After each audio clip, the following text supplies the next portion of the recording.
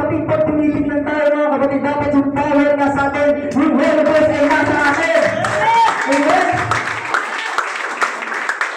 Kaya importante mga kapatid, unahin na natin yung magpapatapang sa atin. Unahin na natin yung pre-protect sa atin. Unahin na natin yung mag-iwipin sa atin. Unahin na natin yung magpapalakas sa atin. Amen? Unahin natin yung kailangan natin. Pera. Kamay.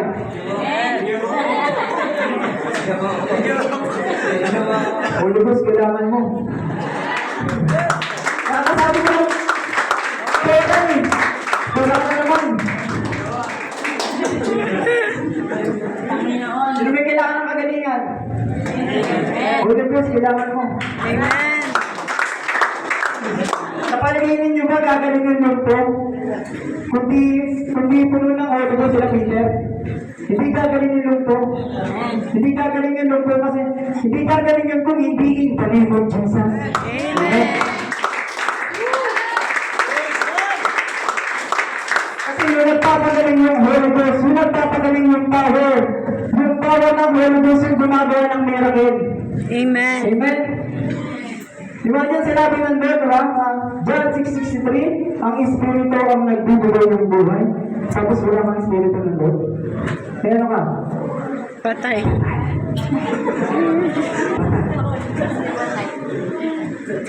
Kaya yung iba, ganun pumalakpak eh. Ang ganun, ang sarap, dito, nakakantok. Pero pag ganyan na pumalakpak, natuloy ka mga kapatid. Pagkakasal mga kapatid.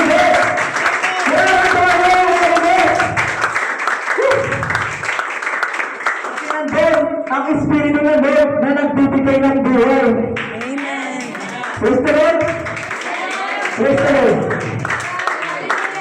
Kaya dapat na sa atin, courage. Courage mga kapatid, courage. Courage. Ayun yung sa yes. Yes. Mahina. Yes. Umiyaw ni Ghost. Yes! Yes. Sa atin, pag magkakapera, yes!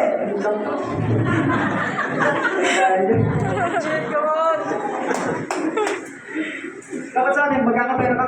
Okay. Yes. Okay, maganda yun. Okay. Nasa sa'yo yung Holy Ghost. Yes! Yes! Hallelujah!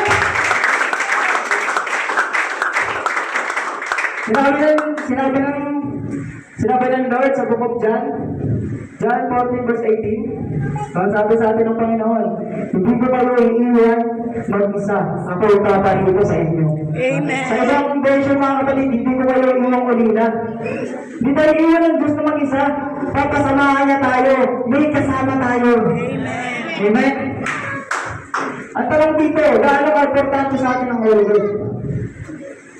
Parang nalungkot na kayo. Itanong ko na eh.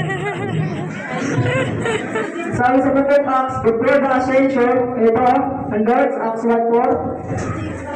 And being assembled together, they commanded them not to depart from Jerusalem, but to wait. Wait po mga kapatid, sabi ng Panginoon sa mga disciple niya, wait. Na yun yung time na pagkatapos ninyo nasurek na yung Panginoon, naganap na yung gospel. Tapos, yung mga kapatid na Jesus na naganap niya na, nagawa niya na yung tapos na napako na sa krus. Ano sabi niya kay Peter? Peter, do you want to preach the gospel? Sabi ni Peter, oh yes Lord, I love to preach the gospel. Sabi ng Panginoon, but wait. Sabi ni Panginoon, do you want to start church, Peter? Yes Lord, eager na ako mag-start ng church. Gusto ko may church. Sabi ng Panginoon, oh that's good, but wait. Do you want to perform miracle, Peter? Tinanong siya ng Panginoon, sabi ni Peter, oh yes, gusto ko ng miracle, Lord, para yung mga tao, maniwala sila. Pero ang sabi ng Panginoon, that wait.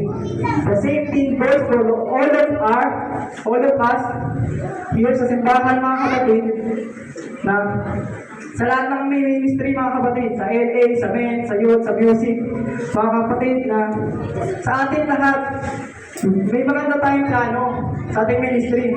But sabi ng Panginoon, wait. Wait ka muna. Wait ka muna.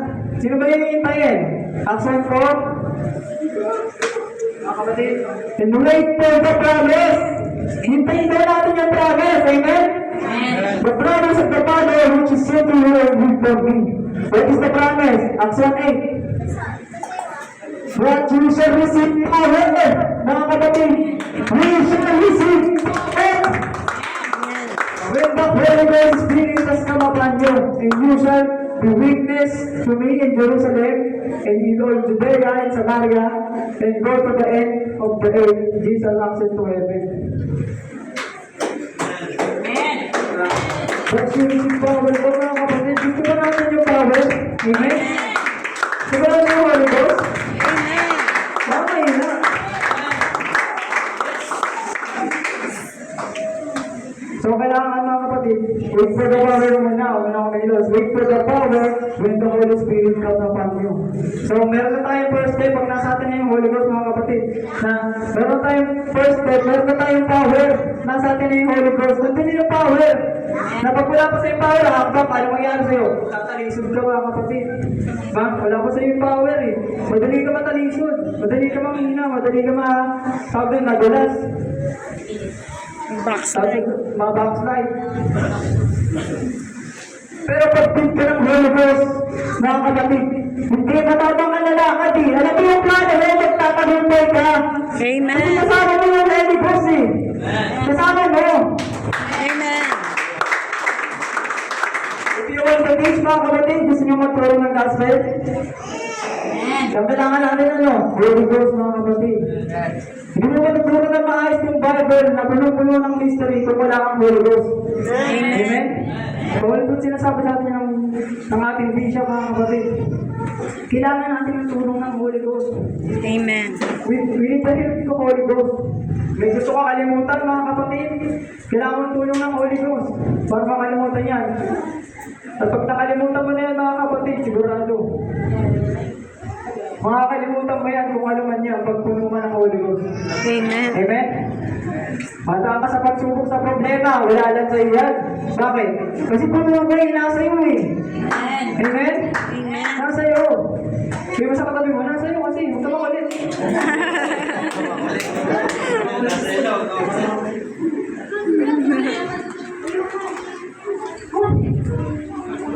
If you are intimidated by devil, mga kapatid, intimidated ka ng devil, captured ka ng sin, the Holy Ghost will help you. Amen. Amen? The Holy Ghost will help you to be delivered. Amen. Tutulungan tayo ng Holy Ghost. Kaya kailangan, bago tayo mag-bank, making major decision, na kailangan tayo ay meron Holy Ghost. Amen? Holy Ghost, kailangan mag-speak yung Holy Ghost through the word of God. Amen? Amen. Through the word of God. Mga gusto magpakasal. Ako meron dyan eh. Ano na? Mga nagsilabasa na. We're getting married, mga kapatid, bago magpakasal. Hayaan niyo muna mag-usap yung Lord through the word of God. Sitsakain ko sa inyo, pag kinonsert niyo muna through the word of God, magiging maganda yung takbo ng kasal ninyo eh. Amen. Amen?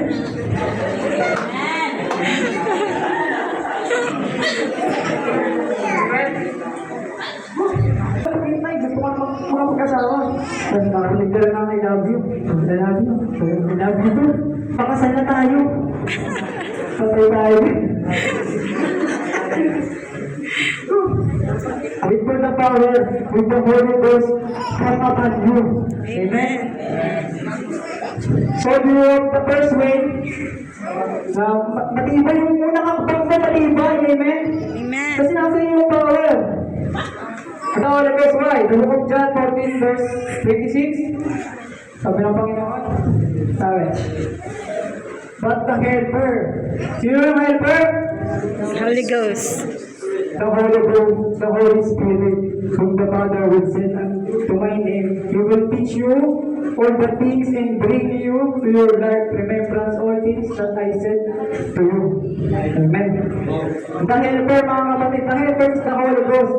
You need the Holy Ghost to help you. In other words, wala tayong magagawa kung wala ang Holy Ghost. Amen. Amen? Wala tayong magagawa. Sige lang natin yun, mga kapatid, sa buhay natin. Para may lakas tayo na harapin na naman yung pagsubok na yan, mga problema na yan. Ay naman lagi yung problema, di ba? Yun lang naman eh. Pero pag sa'yo ang Holy Ghost, wala yan, wala kang problema. Amen? Amen. Amen? Amen. Ang bigay niyo yung